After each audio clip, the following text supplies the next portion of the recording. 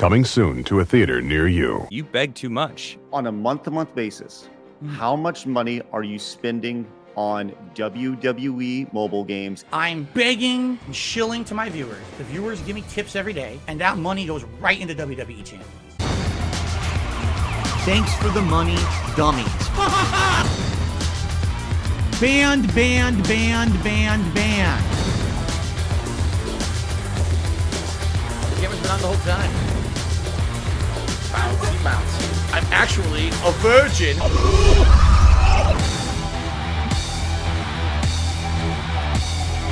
See this fucking piece of garbage disc?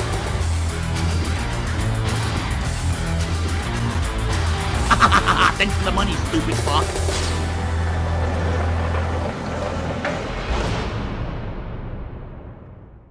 Today we are diving in deep with the most hated man on the internet. Nothing is off the table today, and we're going to go for as long as we need to go. Let's get into this. I'm excited to bring on Darkside Phil. Phil, how are you? The camera's been on the whole time, huh? Phil, the camera's on now. I don't even know. Hello. Well, let's get into this, man. I'm excited to have you on. I think this is going to be a really telling hour, 2 hours, whatever it may be. So I was told pretty much after we announced this, I was told you should not come on. I was told not to interview you. Why do you think that is? Well, I groomed someone in the past, spending $100,000 on a mobile game. I don't think it's rocket science. You know, people don't like me for various different reasons, and they come at me with so many accusations, so many crazy conspiracy theories, and every time that I address it, it's completely counterproductive. It doesn't help anything. It just exacerbates worse. All I'm going to do is not answer the questions you're going to ask me, not provide any additional information to things I've already said. I'm just going to be here for a fluff piece. You guys are going to kiss my butt. So nothing's off the table today. We can talk about whatever we want to talk about. Nothing is off the table. I've said this to the guys here. I'm begging and shilling to my viewers, and that money goes right into WWE champions. Ask me anything. I will address every single thing anyone wants to ask me. I guess could I very briefly just make one statement? I love your show. I am a longtime fan. I've watched every episode of your show since you rebooted it. Phil, you just killed our show by giving us an endorsement. Thanks, man. The questions that I'm going to ask today, there are a good mix of questions that have been on the internet. There have been questions that I want to know. There's questions that some of your biggest detractors have asked me to ask you. And I think that's important. I want to get all sides of this. So I think a great starting point for here is when you're streaming, who is streaming? Is it Phil or Darkside Phil? Whew. Well, it depends on if I'm playing a game that really is, I'm dying a lot, or I'm playing an online fighting game. I'll always ham it up. But that's kind of my shtick. That's always been kind of my shtick, and I think my actual fans know that. You're not going to watch a Darkside Phil playthrough and get any kind of knowledge of really how to play a game at a good level because he's not good at games. So Darkside Phil is your hamming it up, and right now you're just Phil?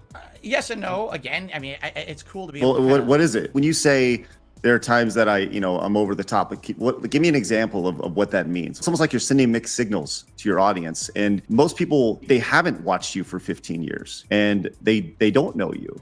So regardless of how long you've been on the internet, kind of walk me through that. Provide me with an example of what DSP is versus Phil. Sure. Right now I'm playing a game. It's called Wolong Fallen Dynasty. It's very much meant to be like a From Software style game, like Dark Souls. Things are going to kill you with 1 to 2 hits, right? I don't like it. Well, clearly you just need to get good. I will say those things in my content, but in the heat of the moment, oh, instant kill, cheap death. This game sucks ass. It's the worst game ever. The game devs don't know what they're doing, blah, blah, blah. That's the Darkside Phil over-the-top persona kind of coming through. In fact, the reason people are watching me play that game is because they want to see that over-the-top reaction. A lot of people put a filter over what they say and do when they put out their content. Why? Because they're trying to be marketable. I have never filtered myself on the internet. When I say things like, oh, this game I really don't like because this is unfair, do you think that game companies are happy about it? Of course not. But Phil, hold on. Do you think that those game companies are like looking to establish a relationship? They're not. These companies are looking for streamers who stream to 5,000, 10,000 people. Correct. as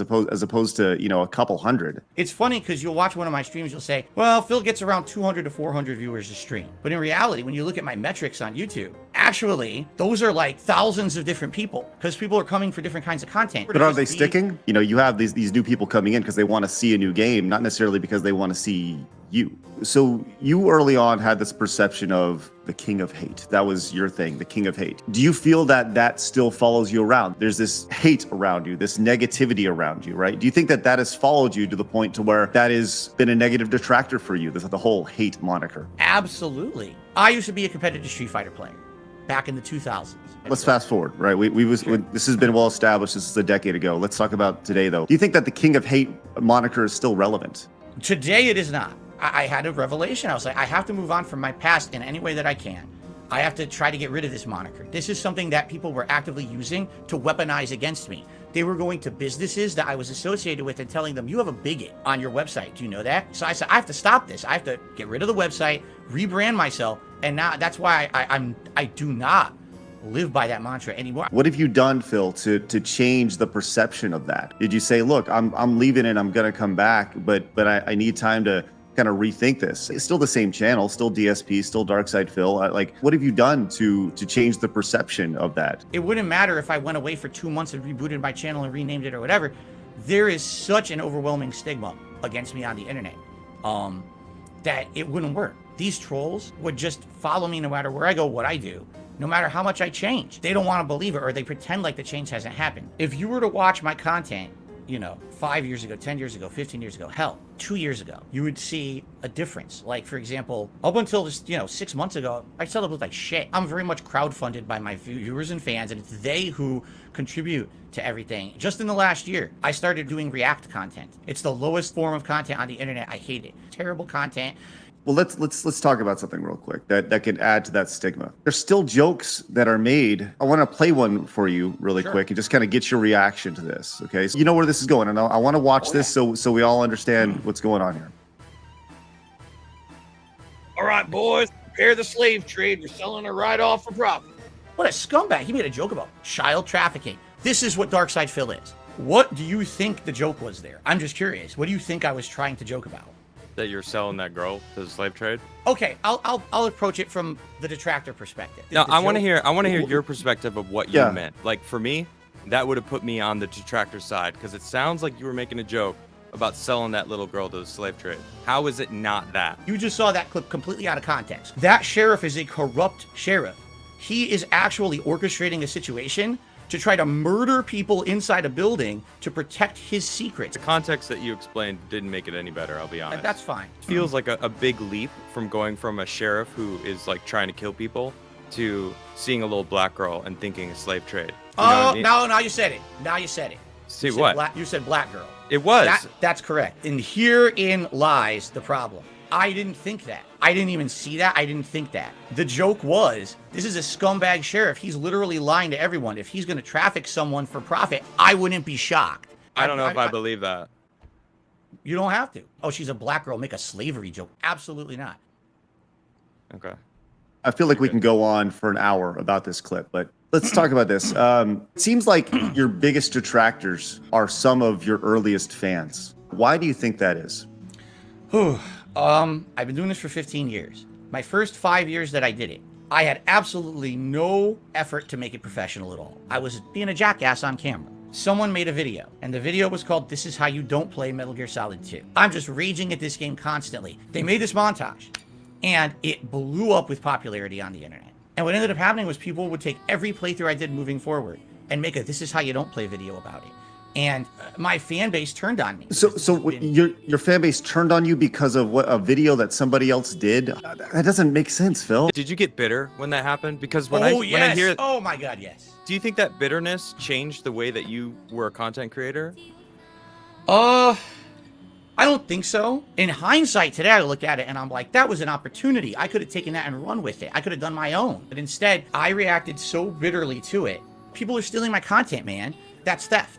I outright said this in my videos. You stole my content without my permission. How dare you? Well, that's what you just said right there. So you're admitting that you added this bitterness. 2 minutes ago, you said that's when they turned on you, before admitting that you actually were getting bitter. So don't you think that kind of correlates? Like, maybe it was that moment when you didn't own up to the fact that people were making fun of you being this king of hate guy. They're stealing my shit. You gotta own it. If you don't own it, then you're just a joke. I'm the popular YouTuber. I'm the guy putting out all these videos and everyone's watching. I'm making money. How can you say that I'm doing something badly? I'm the one who has the successful business, not you. So who are you to throw criticism at me? My reaction to This Is How You Don't Play directly fueled the fire for more people to keep doing it and to escalate further. It's my fault.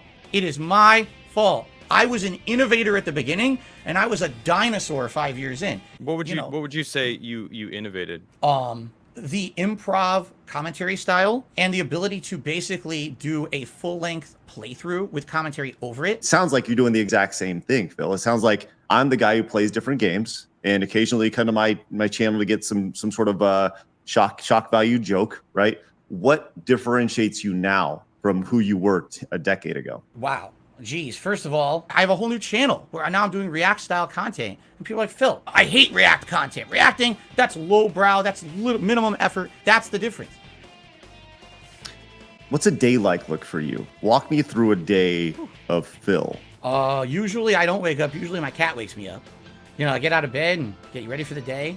I get into the office usually between 10:30 a.m. My stream usually goes on by 10:45 a.m. my time. And then I do what I call the Level 1 podcast. This is about an hour to an hour and a half long show where it's just discussion. And it could be a wide variety of topics, whether it's my gaming schedule, whether it's special events coming up, getting feedback from my viewers on how you like the things I'm currently doing, news stories, all kinds of stuff. We'll do about a 3 to 4 hour gameplay stream. Then when that's done, I have to upload all that content. So, you know, another half an hour roughly setting up uploads or whatever. And then if my wife's home from work, I'll spend about an hour with my wife having dinner. I'm right back on stream again around 6:30. My workday starts roughly around 9:30, 10 a.m. and ends around 10 to 11 p.m.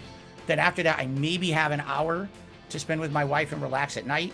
Just based off of what you're saying right now, that doesn't seem like the most healthy lifestyle. Do you feel that people who donate to your streams are enabling that lifestyle? So you're saying through people showing up and supporting my streams, they're making me work more. Is that the question? Maybe you have a pressure that you're putting on yourself to do that because this is your only job. If they're not there for you, then it's kind of like this mental addiction, almost getting addicted to super chats, numbers, analytics. You're clearly very much like watching it, so it's obviously on your mind. I've talked about this many times over the last several years. Yeah, I went through a bankruptcy because of really bad choices in my past and a combination of online trolling ruining a lot of my financial income with my business. I want to make something very clear here. I am trying to put myself out as a victim.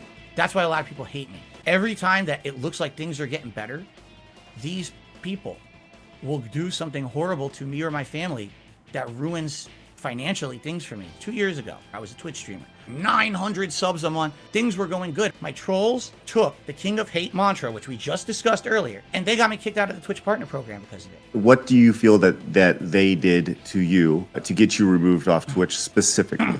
They organized a campaign. They took out of context clips, bad jokes from back then, which I've already publicly apologized for, and I don't do that kind of stuff regularly anymore. Well, I just saw a bad clip from a year ago, so that's pretty recent. Correct. For the most part, that's not me anymore. I know, but what you just said was just disproven because you had just made it that same kind of racy joke. You're making the same kind of like inappropriate jokes that you were back then. Correct. So they're right?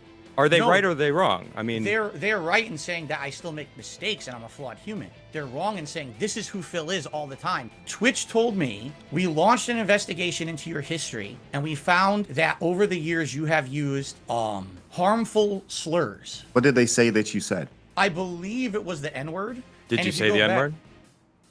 Yes. Why do you I- want I- to even be a streamer anymore? Facing this, like, wouldn't it be better for your well-being and like your relationship with your wife and your family to just stop doing this for a little while, get a normal job, and just kind of take a breather? A lot of people have said that to me. My mother said that to me. Wait till I see your mother. You're in real trouble. But, and of course, there's always a but. If I get a 9-to-5 job, I would never make as much money as I do on YouTube or Twitch or whatever. That's really what it comes down to is streaming is more profitable than getting a 9 to 5. That's 50% of it, I would say. Because the other half is since I became a full-time streamer in 2017. This now, I would say for 2017 till today, has been the absolute best time of my life, professionally and personally. I really feel like my fans are my friends. They're really good acquaintances. I learned stuff from my audience. I sat there making dumb jokes instead of actually making meaningful content. I've seen clips of you say that your audience is not your friends, right? So like, are they your friends or are they not your friends? You're kind of speaking of both sides of your mouth here. My audience are not close personal friends. At the same time, this right here, this laptop, this chat is my social interaction with the world. Today it's like, Phil, let me tell you something. Something horrible happened in my life. And I came by your stream. At the end of that stream, I felt so much better. A fun, meaningful experience to me. And when people give me that feedback, that lets me know that what I'm doing is meaningful. This is the best time of my life because I'm helping people.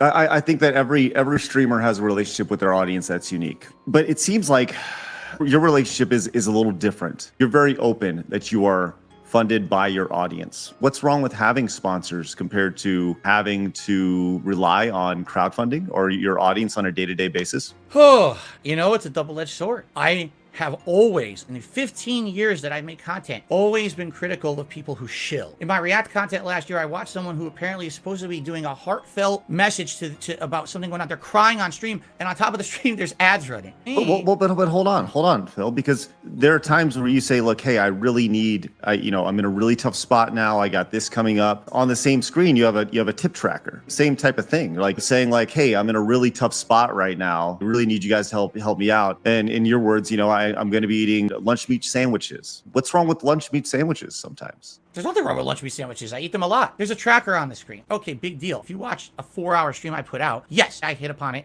way too much. It'd be great when you get some more support on the stream or whatever today. Just sit there and talk about it constantly. But there's a difference between that and you could tell someone turned on a stream today to make money. There's people out there that I feel like the only reason that they're in it is because they saw dollar signs. It sounds like projecting right now. Phil, you just said a few minutes ago, the reason why you still do this is because you can make more money than a 9-to-5 job. Half of it, right. That's a pretty big half. I don't know, man. It seems like you're asking your audience for money consistently. The worst thing you can do is look at your audience as a dollar. This is something that I don't agree with. But when money comes in and you reach a goal, you put on your vest or whatever, how are you taking that money and are you reinvesting it into your content? I mean, I get you have to pay bills. I get it. What value are you adding to your audience's experience to further that meaningful relationship that you're offering? If we hit a monthly members goal on YouTube, if we hit a sub goal on Twitch, now instead of just doing our normal routine gameplay, I do an interactive event with the viewers where we'll talk for a series of weeks. What do you guys want to see? Do you want to see a big React event? What is a React event? What does that mean? A React would be, for example, let's say there's a documentary, 2 hours, right? That's going to take a major chunk out of my normal schedule. You hit that event. Now we're going to do special things. This big React event, it's separate from all my other content, special things around it that I normally wouldn't do. I have a series. I know this sounds stupid. Feasting with the King. Basically, I order a meal and I eat a meal with my audience. Still using the King moniker, I see. Right, the King of Hate. Not the King of Hate, that's the thing. It doesn't matter. You say the King, that's what it was. So people are going to make that connection. You're right, I agree there. But anyway, no, I try my best to reinvest, How? Well, like I just said, doing something above and beyond. That doesn't cost any money, though. Correct, but then, ordering 2 entrees and stuff, getting DoorDash. I hear what you're saying. What you're saying is, where's the money go? Would you really like to know? It's not that we are asking the people out there that have been supporting you. I feel like they want to know. You said, like, what do we want to know? This isn't for us. This is for the people out there that are like, what about the $5,000 a month? You went through bankruptcy. That's pretty public. The $5,000 business expense thing has been talked about by your detractors quite a bit. They say, what could you possibly be spending $5,000 on? What do your business expenses look like? Okay, so first of all, I believe that the $5,000 a month number came off of a tax return. You guys probably know more than me because you've probably been inundated with this for 2 weeks while I'm so far removed from this. I want to hear it from you. I think what happened was when I filed for bankruptcy, a lot of information goes public. And I guess there was a number that was thrown out there that it looks like Phil spends $5,000 a month on business expenses. Now, what are considered expenses that a tax attorney wants to know you're spending every month? Your mortgage. I guess that's part of it. I don't know. Hold on. Phil, you've been doing this for 17 years and you don't know what your business expenses are? You don't know what you get tax write-offs on and stuff? No, I don't. That's a scam! Here's the thing. All right, we're really going to get to the meat of it. Is this stupid WWE champions bullshit? We'll get to that, but I want to stay on this for a minute. Walk me through this. I would assume expenses are including everything that I do, and that could include mortgage, any insurance that I'm paying that relates to the business, health insurance and or medical costs, utilities, and all of that. I'm not going to sit here and go back to a 2010 tax return. This is from 2010. That's $5,000 a month. Oh, excuse me. Did I say 2010? I meant 2020. That's totally my fault. I meant 2020. Well, but in the vast majority of time, winners in bankruptcy experience like some sort of relief.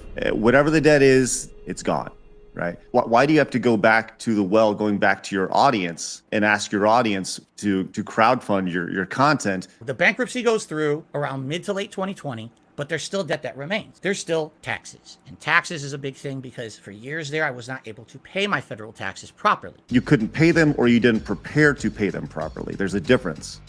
Hold on, I thought you said that you paid a guy to do your taxes. I do. It seems really irresponsible for somebody who works online and has done so for 17 years to have a tax person. Do not please. That my tax guy is great. The money is already in your account. So why would you have trouble spending? Why would you have trouble with that? I'm really having a hard time following this. It's either being spent before it's time to pay taxes, or I don't know. I don't know. Please walk me through it. Whew, okay. So I have two revenue streams. Daily income that I get from my viewers, like tips, let's say. The other revenue stream is the other income that I get from YouTube. Ad revenue, super chats, memberships, and all of that.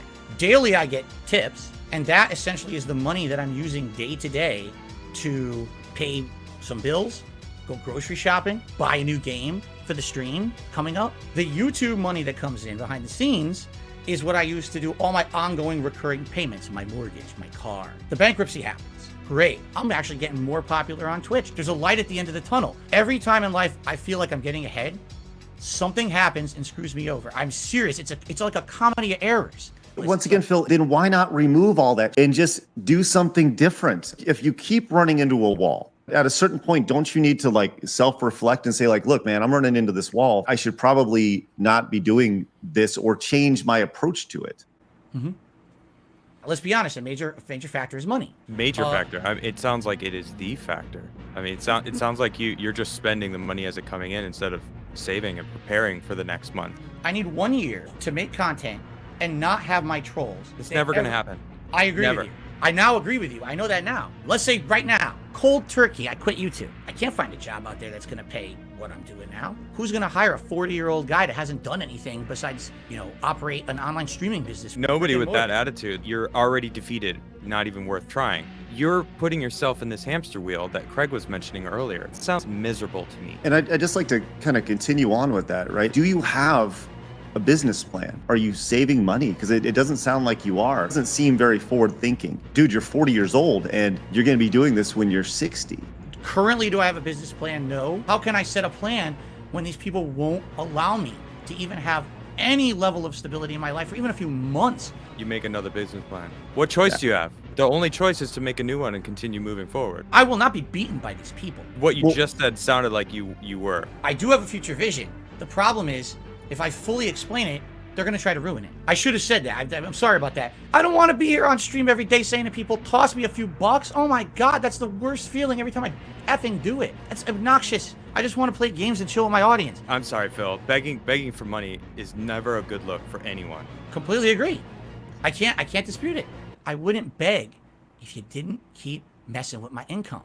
You had an opportunity with Keemstar to go on there for $50,000 was being offered to you. 50K. Why not do that? That would clear up so much of your financial burden. Because that's not what happened. You've been told a story that's not true. I have to tell you what actually happened. Over the years, this guy has a horrible reputation on YouTube. And basically, he had been pretty nasty to me a few times, tweets and things like that. If you have a bad day, they're having a good one because you had a bad day. What kind of content is that? You're benefiting from someone else's personal drama and misery. All of a sudden, it was last year, he's making public tweets.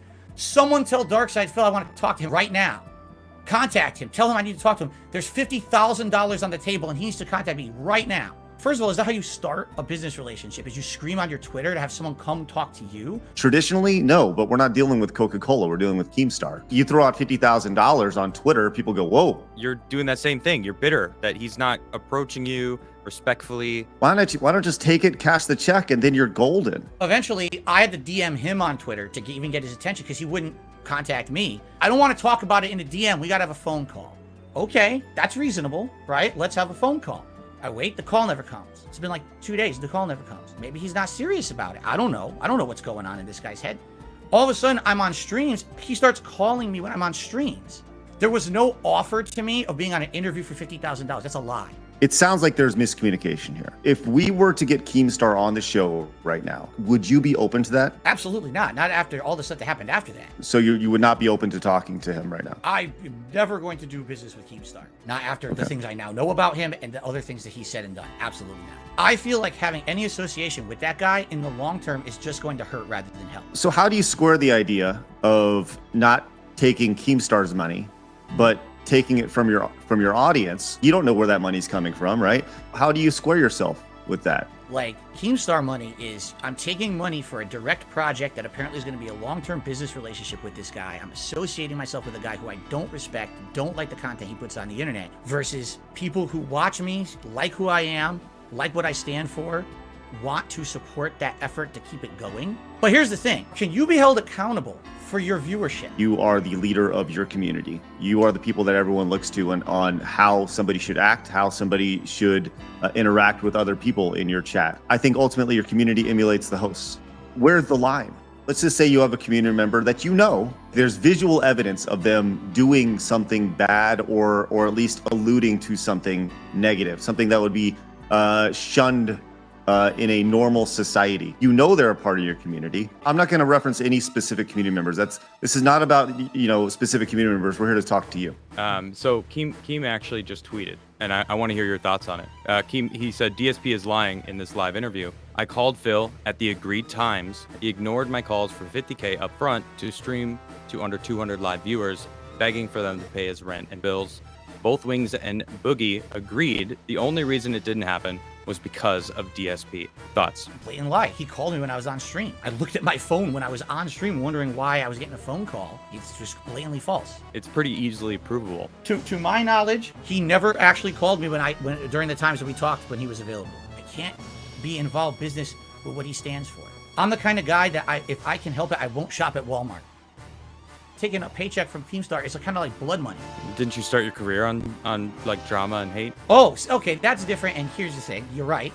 How's that different? Because I've changed now. I'm sorry.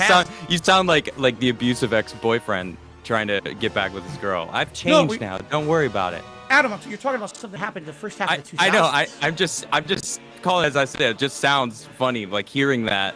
Yeah. That I changed now. That line is so. I don't know, overused by the I was wrong an online people. troll in the Street Fighter community. Absolutely. There was online harassment that happened. Absolutely. All right, let's continue on. Let's go into WWE champions. Just a real simple yes or no. Do you currently still play WWE champions? Yes. Why are you so hesitant to talk about that? It's nothing that I would think that my audience would be super interested in. But what's ended up happening is, over the years, every little thing that I mention somehow gets twisted into something distorted or messed up by my detractors to make me look bad. This is a prime example of them trying to orchestrate something. Can I ask you, Phil? Have Sure. you ever spent money on this game? Of course I have, yes. Have you spent a lot of money on this game?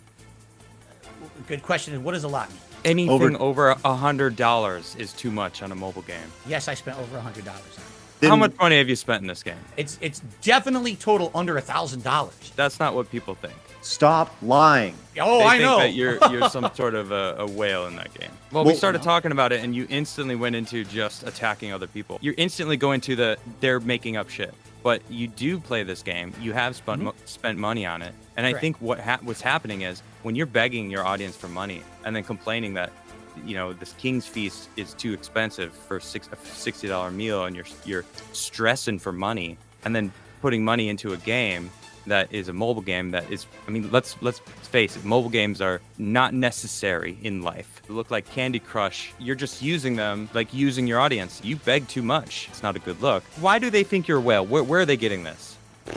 I don't exactly know. There was an account in the game. The name of the account was They Call Me DSP. Which is also your Twitter handle. That's correct. They're assuming that's me in the game. Now, that's not me in the game. It is not, by the way. That is not my account in the game.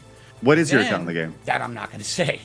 And if you're going to say why, because I have an account name on basically my Apple device that kind of crosses over a lot of different accounts. And if I were to tell you information, these people will absolutely use that to hurt me. So on the record, you're saying they call me DSP is not you. That's correct. Here's the thing that I'm having a hard time wrapping my brain around. That name was changed later to Down from the Rafters, right? Why would somebody, if this is a troll, why would they change the name? If they're just trolling you with, they call me DSP, why would they then change the name if it's just a troll to begin with? I agree with you. That doesn't seem to make sense. I have no clue because this is not me. You know, this is not Darkside Phil. It's Darkside Patrick. Okay, look, there's a lot here. And I'm of the mindset of once somebody gives you money, you can do what you want with the money. But I think that when you play this game and you have this whale that has the exact same Twitter handle that you have, people have been very aggressive with you to the point to where they have leaked bank statements. According to these leaks, there have been hundreds of transactions to the Apple Store, hundreds of dollars. Were those your transactions? No. So those were not tied to you at all. No. Now we have to get into the identity theft thing, okay? The bank leaks are not accurate. That's not my account at all. Someone else's account. I don't know whose. Just so we're on the same page, you're saying that this account that is not yours, that had thousands of dollars fees to the Apple Store consistently, you're saying that that is not your account at all, and they were unsuccessful in hacking your bank account. They did not hack my bank account. They did not have access to my bank account. It seems awfully convenient. Right. It does sound awfully convenient. You can understand how us looking from the outside in looks at this and raises an eyebrow. From an outside perspective, I mean, you are playing it when you should have been saving for taxes. It is your username. There are all these bank statements that actually correlate perfectly with this game. I'm leaning more towards that side of the story because it makes more sense. I really don't have a way to prove my innocence without further exposing myself. Do you have a police report? Did you not go to the police when your identity was hacked? No, or taken? I went to all my financial institutions. I went to the credit bureaus. You didn't go to the police though when someone was stealing your identity. No. Why wouldn't you do that? I didn't even think to do it. I don't think, what would they do about it? Arrest them for stealing your identity? I mean, I guess maybe, but You addressed the bank leaks on a stream? Why? If they're not yours, why? well, what do you mean by that? Like, are you referencing a specific stream that I did? Why did you feel the need to talk about the bank leaks if they weren't yours? There's been matchmaking based off of your life, going to restaurants, big events in WWE Champions, things like that line up perfectly with this bank account. If we were in the court of law and somebody was to bring all this evidence, I think that's the thing that I'm really struggling with here, man, is it just seems like if you would just say, yeah, it was my bank account. By the way, I play WWE Champions. These things are accurate. I think people would just be like, okay, and they'd be cool with it. But it just seems like you keep digging and digging and digging, and there's just like mounds and mounds of evidence. And the only evidence that you're putting out is, well, no, it's not. It doesn't make sense. This doesn't add up. I guess what you're saying is there's transactions on that account that correlate. That's something that's been proven that I spent money on. How would that even be proven? I mean, maybe you went to a restaurant and you said, hey, I'm going to go to dinner tonight. And then there's a transaction at a local restaurant for an amount that may add up to a couple people dining at a restaurant. If I were sitting where you were right now and hearing this story, I'd be like, he's probably lying. I don't know how to defend myself without putting myself and my family at personal risk, and that's the problem. You have my email. Will you send me a screenshot of your WWE account just between us? And I will vouch for you either way. I'll consider it, but I can't agree to it. I think you got to look at what's to benefit more than what's to risk. If you want to remain on the internet, that would actually do more for you than you think. There's a tremendous opportunity here for you to be humanized to a lot of people who don't see you as human.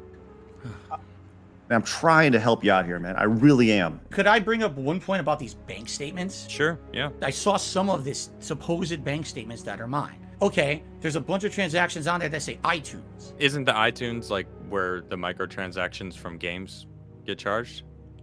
So that actually would make sense. It would make no. You're okay. You're correct, but the money is in my PayPal account. Why are there bank transactions for iTunes? It doesn't make any sense. Well, there's a lot of things that haven't made a whole lot of logical sense here, Phil. I mean, let's just be real. There's a lot here that doesn't add up. The point I'm making is the money's in the PayPal account. Hold on, I know what you're saying, but on PayPal, you can actually use PayPal, and you could click use balance or use your bank account, and it'll just pull the money from your bank account, but using PayPal as the payment service. So that's irrelevant because you can choose where the money's coming from on PayPal. Every day I'm begging my audience for money. It goes to my PayPal, and then I immediately spend that on WWE Champions. Right. Do you play any other mobile games? Yes. Do you feel that you're addicted to them at all? No. So let's. Okay, you say you're not addicted, although you have been addicted to mobile games in the past, right? Yes. You used to play a mobile game that was WWE related. Yes. Okay. You were addicted to that game. New game comes out. You play that game. You have transactions that line up with major events. I'm getting DM pictures of you in the WWE Champions Discord, right? Make it make sense. Like, this doesn't make sense. I have such a hard time believing that there is a group of people that are so hell-bent, this evil plan to make you look bad, that they're willing to spend thousands and thousands of dollars on WWE champions just so they can make you look bad. I don't buy it. Like, we're looking at an account that just so happens to be around where you live, that just so happens to be shopping and dining where you're at. It's just way too elaborate, man. I hear you. What about these accounts, the Down from the Rafters, the DSP account, why are they tied to your phone number? That I don't know, and I don't know what that means. How could they be tied to a phone number? So we'll move on from WWE, and we'll talk about something else. You have been doxxed. That is ridiculous, right? But you have also been accused of doxing. By the way, I have your IP, I have your name, and I have your address. So congratulations, I got you. Do you think that's okay? It sounds like a threat, right? Pretty sure it was a threat. That is definitely a threat. No, it's not. It was me venting anger. That's a threat, dude. Correct. It was me venting anger in a threatening manner. You say you've changed, but that racist video with the little girl was only like 7 months ago. It wasn't a year ago. That's pretty recent, dude. You could say it's racist. That was not what I was making a joke about. Bro, I'm telling you, it doesn't matter. I know you claim that it isn't, but it really did sound that way. A lot of this conversation, Phil, has been you deny. You haven't given any facts to back it up. I feel like just across the board, there's this entire mountain of evidence here. And you're just saying, well, no, it's not. When there's a mountain of evidence, you can't just say like, well, no, that's not true. I think it comes with being one of the most prolific content creators of gaming that have been, over 100,000 videos. There's that Illusions and Grandeur. No, I don't care. I'm not saying it's good content. When I put myself out there that much, there's just that much more to microanalyze. Oh, if we make that video about Phil, you're getting the clickbait views. You're getting money because you're probably running ads on the video. This is how you don't play. I became the whipping boy of the internet. People made entire channels that were profitable based off just making fun of me, right? They call us LOLCOWs, correct? Right, LOLCOWs, yeah. So you got Wings of Redemption, Boogie, we're targets. Look, you have your detractors. You have people who enjoy seeing you fail or laugh seeing you fail. Have you thought about going to therapy? I've never formally talked to anyone. I'm not anti-therapy or anything like that. But no, I just never gotten to that point where I've considered doing or seriously pursued that.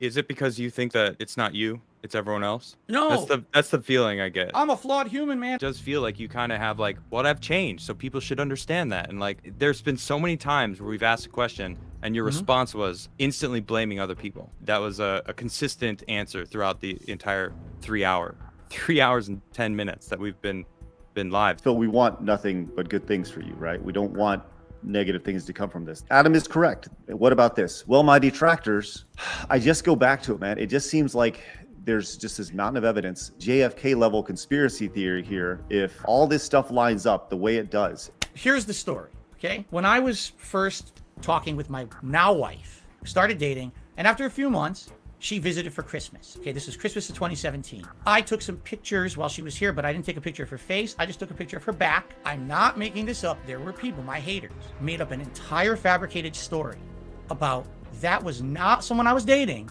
That was an escort that I was paying. The money that I was bringing in on streams, I was paying for a European escort and flying this escort across the globe to spend Christmas with me. What does that have to do with anything, though?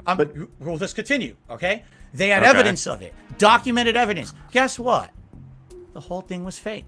It was all my haters. Well, now hold on, because your detractors actually cleared you of that and said like, no, this doesn't add up, right? They're the ones who apparently put the evidence out that said like, hey, this is not the case. That's fair. Did anything change positively when that was disproved? No. There was someone who made a video about me. Secret Limited is someone who once a year makes a very negative video about me, highlights all my mistakes. They made a video documenting this. They called it the Escort Saga. This gets disproven. You wanna know what he did? He took the face of the escort and put a horse's head on it, and he says, my wife looks like a horse. He never took the video down. I will. So wait, so what does this have to do with it, though? I'm making content. I just want to be left alone.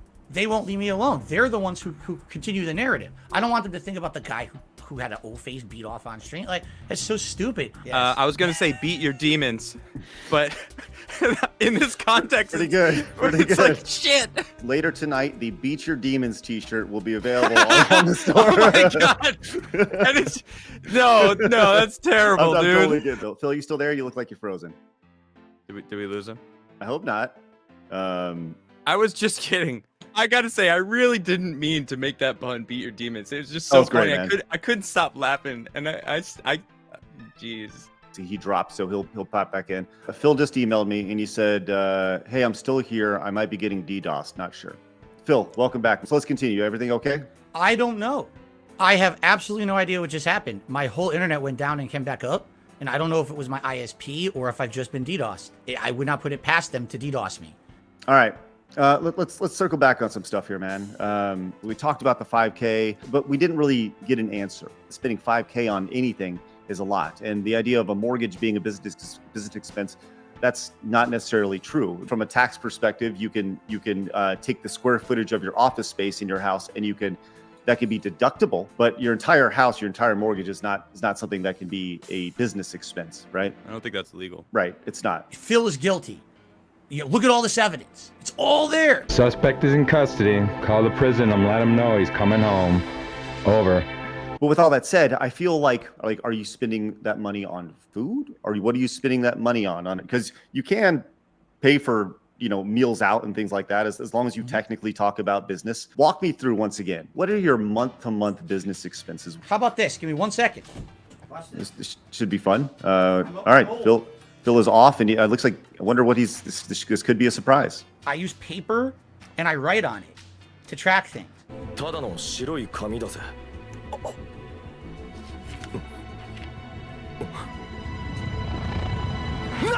Here we go. I'm going to go through this. I'm not exaggerating. Line for line, this is what I'm paying this month. I have a subscription to Hulu. It's $10 a month. Definitely not a business expense. I'm just saying this is where my money goes. I have 2 internet lines that I pay for. They're very expensive because they're unlimited internet. It's, it's not an hourly rate. Hourly? Who pays for hourly internet? No, not hourly. I said unlimited. Go ahead, I'm sorry. I meant to say data rates, not hourly. My Got it. A data rate. I have my dues here where I live. I live in a community. You're reading off personal expenses, and that's no one's business. I'm reading off everything so you know where my money goes. No, I don't think that's the case. I think it was about the $5,000, the business expenses, that they were like, what is going on with this? Like, how is this the case? You were seemingly very nervous about giving anyone any more information that isn't public. You know what I mean? That's not what the subject was about. Right. It was about the business expenses. These aren't business expenses that you're reading off. This is personal stuff. Here's the thing. If you were to nickel and dime every single transaction I do, I don't know how it's calculated. I'm not my bankruptcy attorney. I'm not my CPA. Seems like a pretty big moment in your life that you would know. I never, it's not a milestone. Oh man, I'm so happy I got $500,000 off my bank. I'm not saying it's a good milestone. Okay. A couple things that no one knows. I guess I have to. Let me go put the paper away. I'm going to tell you. Okay, hold on.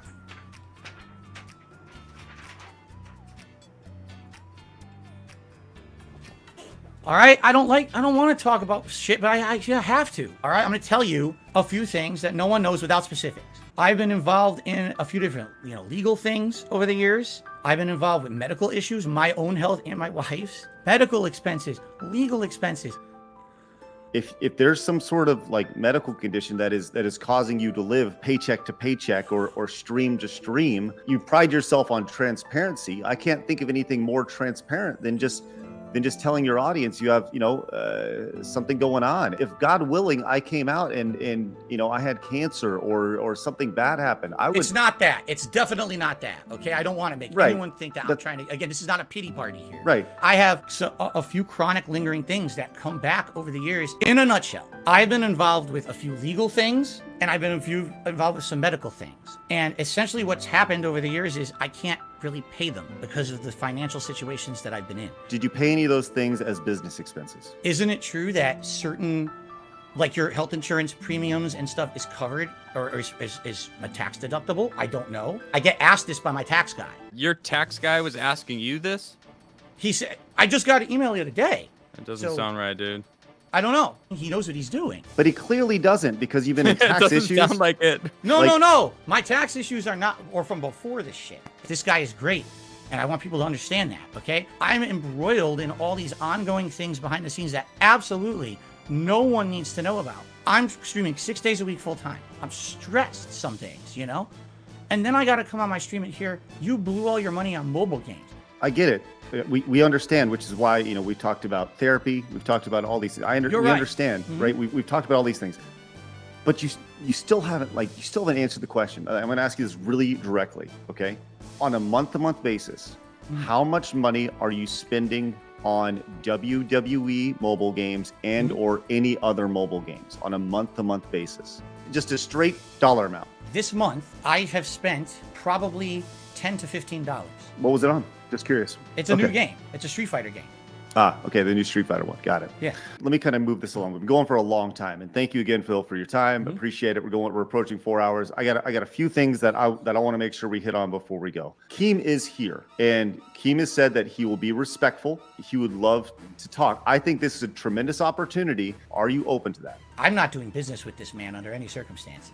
Yeah, you established that. That's fine. That's not what he's saying. Yeah, I'm not trying to broker a business deal or anything like that. Are you open to talking with him now? I'm curious what he even wants to talk about. So you're okay with him coming on to talk? As long as he's not going to sit here and insult me. We're going to bring him on. And like I said, I think this is not a tremendous opportunity for friction. This is an opportunity to build a bridge. So let's do this real quick. Keemstar, welcome back to the show. How are you?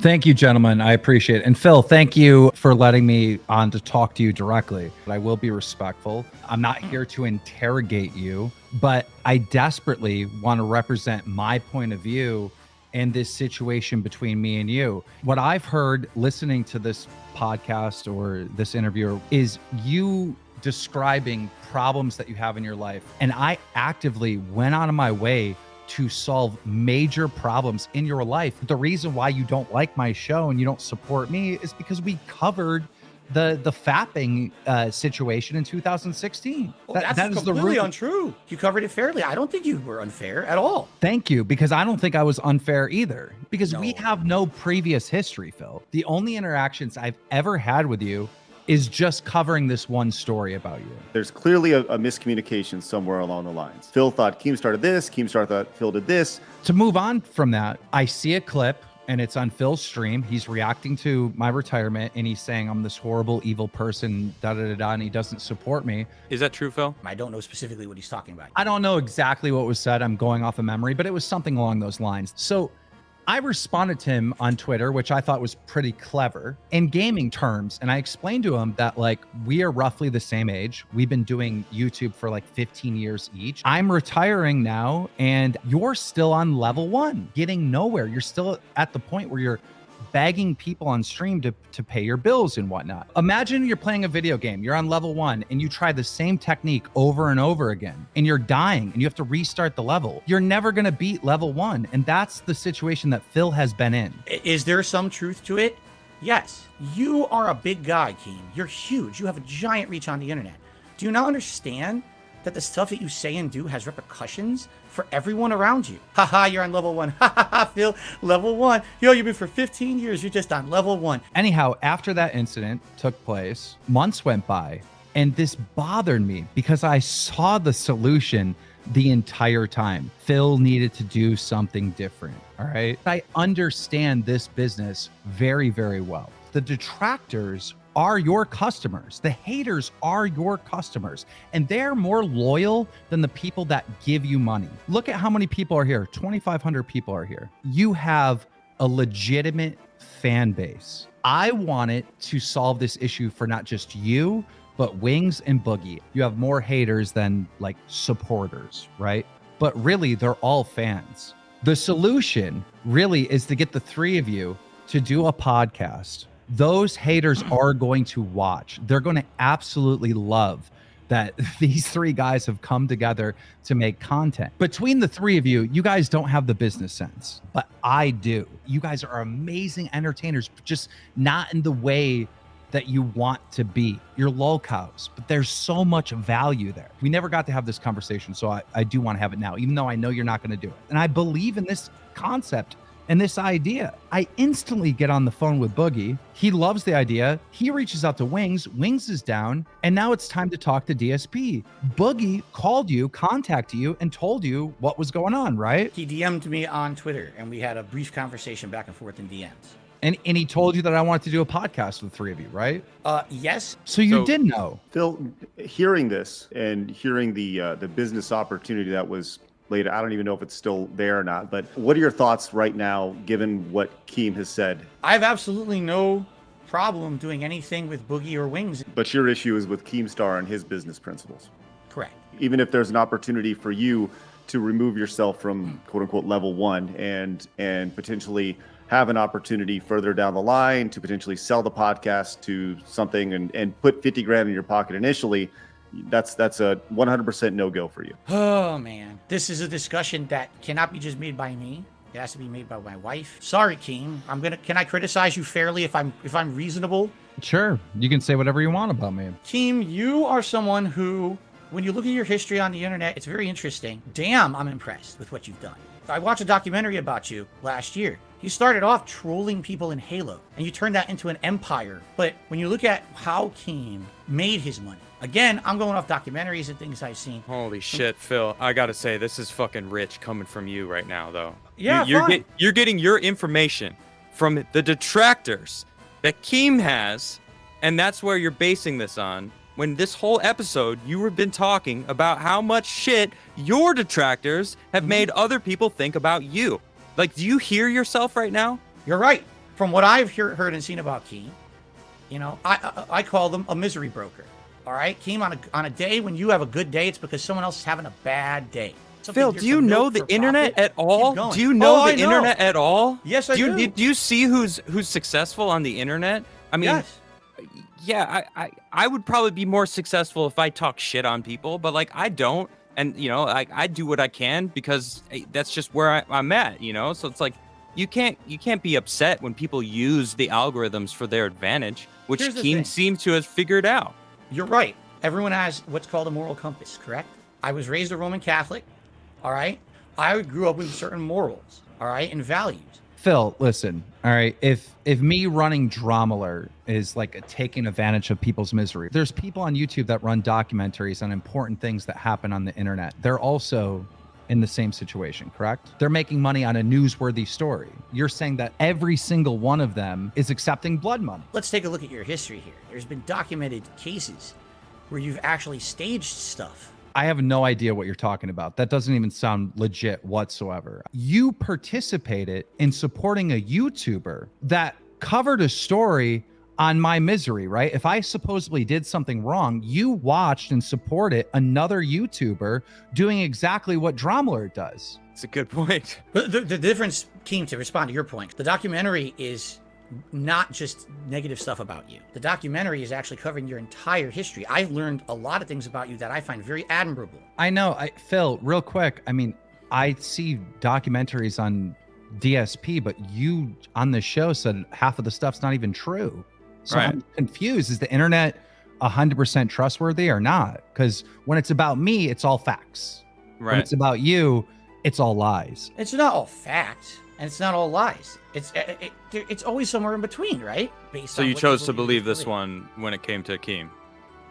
In a couple of particular cases. I'm not saying that one documentary is the only thing I've ever heard about Keem. Can we come to the conclusion that me and you both have a bad reputation? We're controversial figures, but one of us is wildly more successful. Yeah, sure. Keemstar, continue with what you were saying. So knowing how to help all three of them, and then also creating a business opportunity for myself, right? Everybody wants this content. This is a win. I found you to be so incredibly difficult to work with. Boogie already contacted you and told you that this was about a podcast. Then we finally start talking in DMs, and your response is, well, email me. We're already talking in DMs on Twitter. Why can't we just jump on a call? You tell me to go email you. That is so weird from my perspective. This is how content creators communicate with each other. I was so confused by that, but I play along. We set up a scheduled time when we're gonna call, and I call you during the scheduled time and you don't answer the phone. Oh, I'm sorry. You know, I was streaming. I told you I work at this time. That stream is not more important than my phone call and my opportunity.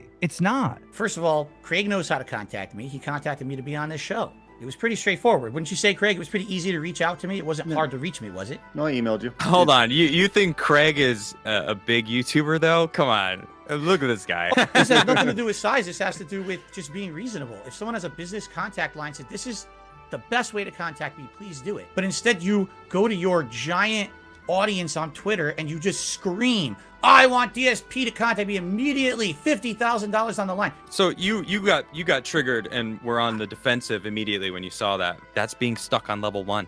I am not thinking about, will people like me? Will people hate me? I'm thinking, let me make a piece of content that people will enjoy watching, whether they like me or hate me or whatever. I go on the internet. That's how you internet right there. So I got a question for you, Keem. You don't mind if I call you Keem, do you? No, that's fine. Okay, Everyone cool. calls me Keem. Is the offer still there for this to happen? I would say potentially, but not really. I took Wings of Redemption and Boogie 2988, who were willing to work with me and understood this business opportunity. And I'm setting up a boxing match between the two of them, and I'm going to break the internet with this. Can I ask a question? Keem, is there any line that you won't cross when it comes to content? Do you have any kind of restraint? Because I personally and many others hear this about this boxing match coming up. Wings of Redemption, Boogie, two desperate guys. We all know they're down on their luck. They could definitely use some money. They're kind of unhealthy. Do you not feel that having two people like this, overweight, possibly unhealthy, doing a boxing match against each other could possibly, just possibly, be either putting them in harm's way or maybe be considered morally reprehensible because of the repercussions that could happen during this match? Every single influencer boxer, whether they're healthy or not, is putting themselves in harm's way for entertainment. They're all warriors, and they all deserve respect. By doing this, they will get respect. Whether people laugh or not, they are going to get respect for jumping in that ring. Both of them have actively already lost weight training for this fight. This is a positive thing in both of their lives. This is not a serious boxing match, Keem. They're not boxers. They don't know anything about boxing. You know, are you going to watch? No. Yes, you are. No, yes, I'm not. Are. I don't watch believe that you. crap. I don't watch your crap. Phil, Are you out of your Phil, mind? you know who is gonna watch it, Phil? Everyone else. Everyone. Great answer. That's exactly what I would have said. I don't believe you when you say you're not going to watch this. I think you are going to watch this fight.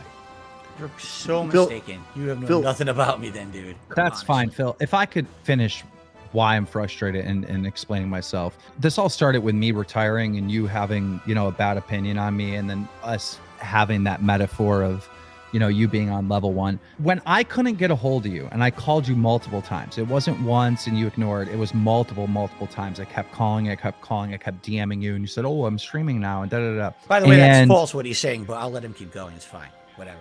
Did he not call you multiple times? He called me at least once, maybe twice, but I think it was just once. It could have been twice. The amount of times that you've said during this interview that you don't really remember is shocking. How can you say with such certainty that it wasn't you, or that he didn't call, or that all these things, if constantly I'm just calling it out, or, I'm not trying to come at you, but that I've just noticed that a lot. So now you say actually he called maybe twice. Could it have been 3 times? Could it have been 4 times? It definitely you wasn't didn't even 3 or notice. 4. It was 1 or 2. How do I know? 3 or 4. I'm just, He's calling me when I said I was busy.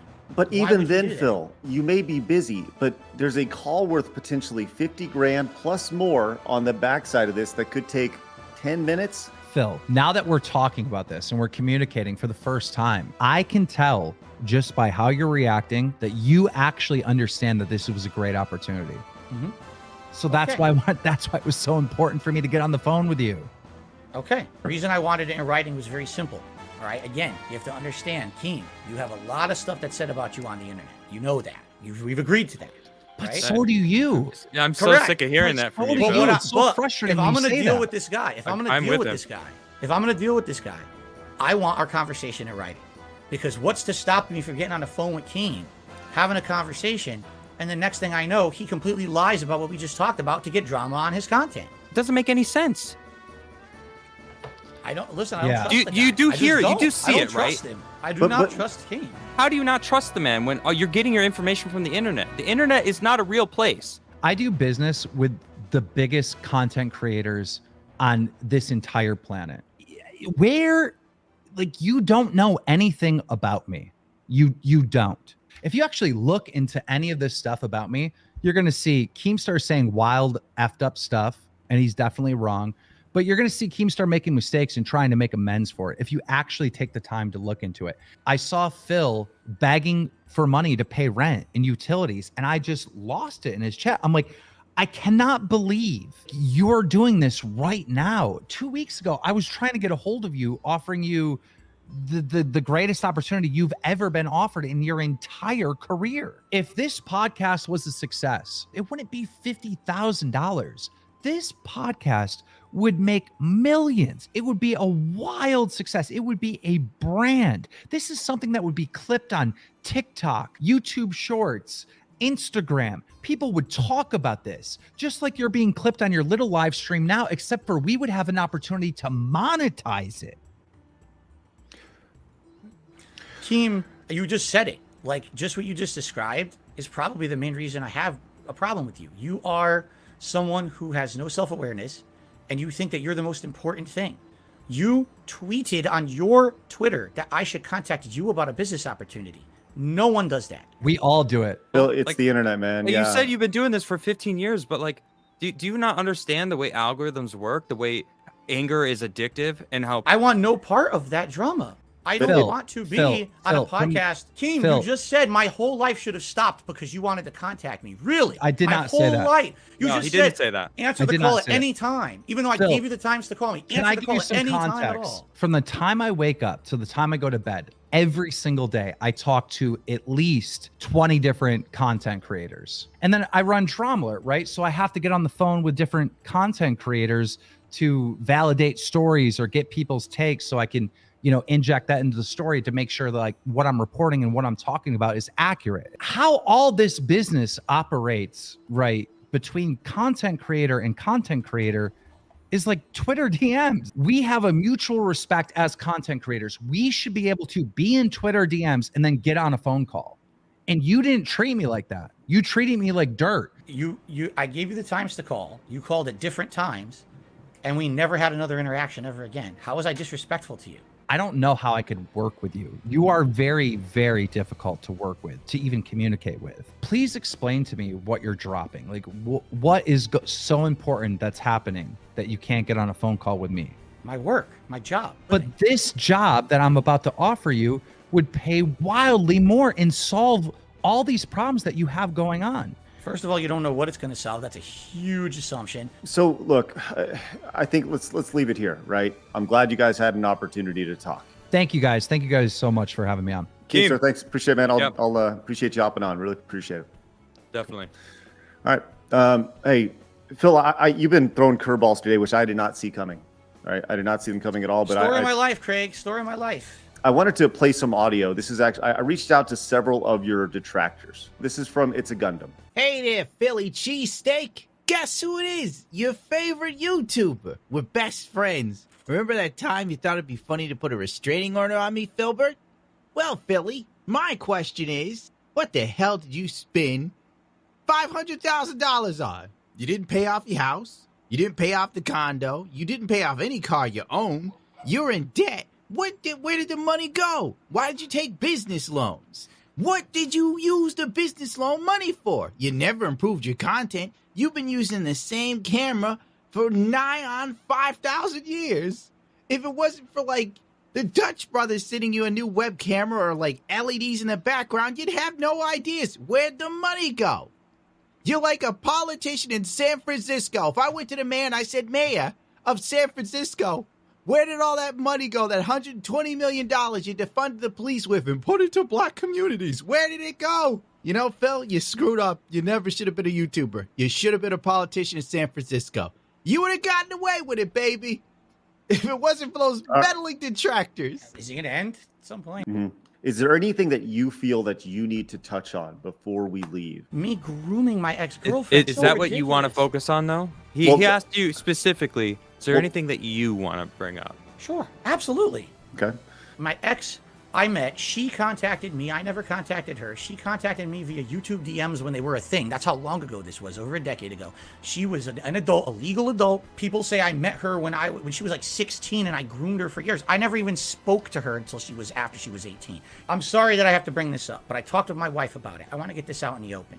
People say that I'm some kind of a horrible woman abuser. My wife and I met online, casually talking for a few months before we ever started dating or anything like that. Basically, she was in a really bad place in her life, an abusive relationship. She got out of that relationship, and once she did, then we started talking a little bit more romantically, and then things pursued. Did you ever find the restraining order that she had against her ex because he was hitting her? Never. I feel awful that my wife every day is feeling awful about things going on. Like, why are they saying these things about her? She has nothing to do with any of this. Leave her out of it, all right? I understand. All right. Well, look, I think this is a great place to stop. The day that Darkside Phil appeared on your show, SideScrollers, was probably one of the most momentous things that you'll always remember. But for me, it was Thursday.